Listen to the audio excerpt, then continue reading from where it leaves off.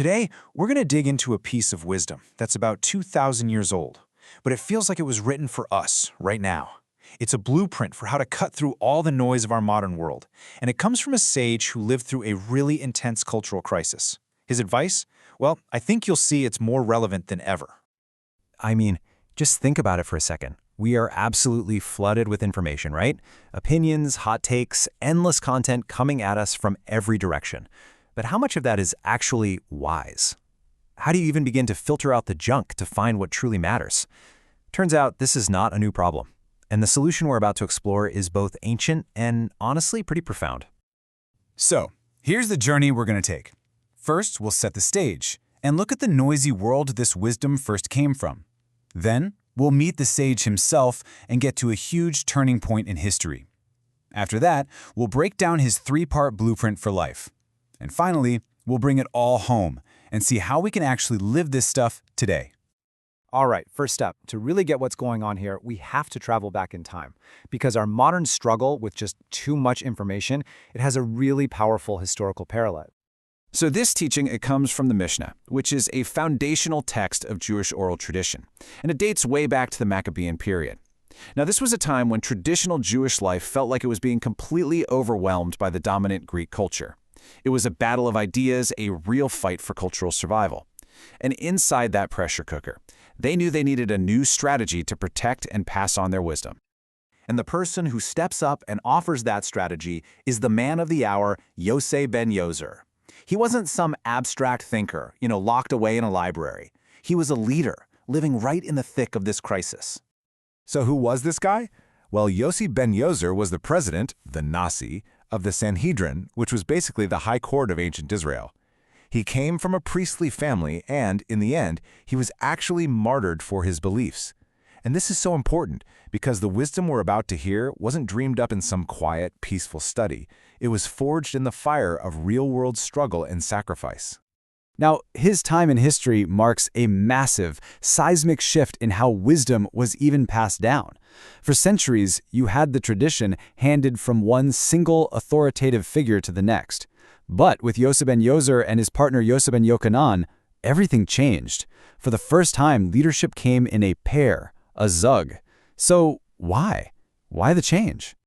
Because this was the exact moment that the first unresolved debates entered Jewish law. Before this, you had one clear line of tradition. It was straightforward. But after them, truth had to be discovered through argument, through discussion. It was a totally new way of learning that required this deep, deep humility, the understanding that no single person has all the answers anymore. And it's from this exact context, a world of debate and uncertainty, that Yose ben Yoezer gives us his blueprint. See, he understood that in a world full of confusion and different opinions, you can't just sit back and hope wisdom finds you. No way. You have to actively build a stronghold for it in your own life. So he lays out this really deliberate three-part strategy. And it's such a simple but powerful framework.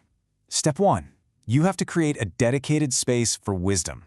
Step 2, you have to get physically and mentally close to it. And step 3, you've got to have the right attitude to even receive it. Okay, let's break each of these down. This is the first instruction. And just notice the specific word he uses, your house. This was a pretty radical idea back then. He's not saying, hey, go to the study hall. He's saying, bring the scholars, bring the wisdom right into the center of your personal life. Let your family see it. Let it become the air you breathe in your own environment. Don't treat wisdom like a hobby you do on the side. Make it the actual culture of your home. The second instruction is just incredibly visual. This isn't just a nice little metaphor. It's a physical image of what it really takes to learn. Proximity changes you. We all know this. To become wise, you have to literally walk with the wise, so closely that the dust they kick up from the ancient roads gets all over you. It implies this deep humility, a willingness to follow, to serve. You're not just hosting them to look good. You're getting close so that their wisdom can literally, physically rub off on you. And finally, we get to the third instruction.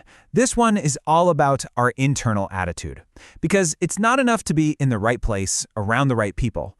You have to be ready to receive what they're offering. I mean, think about what it feels like to be truly, desperately thirsty. You don't politely sip water. You gulp it down. You need it. That is the posture for real learning. It requires you to admit that you're lacking something, that you don't already have it all figured out. A person who thinks their cup is already full can't drink anymore. You have to come thirsty. So, how does this ancient blueprint actually apply to our lives right now? Well, it acts as this incredibly powerful diagnostic tool.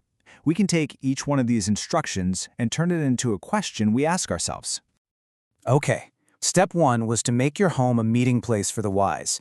So, what about your home? And I don't just mean your physical house with 4 walls. What about your digital home? Your social media feeds, the podcasts you listen to, the YouTube channels you binge. What voices are you inviting into that space? Step 2 was all about proximity. In a world of influencers and online personalities, this question has never been more relevant. Who are you following? I mean, really, who do you follow online and in real life? Whose way of thinking and speaking and living is rubbing off on you? Whose dust is on your clothes? And finally, step 3, our posture. In an age where it feels like everyone has an opinion and a platform, it is so easy to feel like we've already got the answers. So we have to ask ourselves, honestly, do we approach new ideas with thirst, with a genuine eagerness to learn? Or have we become so full of our own certainty that there's just no room for anything new to get in? And that's really the core takeaway here. The blueprint from Yose ben Yoezer isn't about forcing yourself to be smart or winning an argument. It's about cultivating an ecosystem for wisdom to grow. It's about consciously and intentionally choosing your environment, your influences, and your attitude. Ultimately, that's the whole message. Wisdom isn't something you're just going to stumble upon by accident, especially not in a world as noisy as ours. It's something you have to intentionally build a life around. You don't find it. You build a home for it.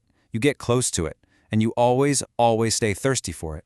And that is a blueprint that is just as powerful today as it was 2 millennia ago.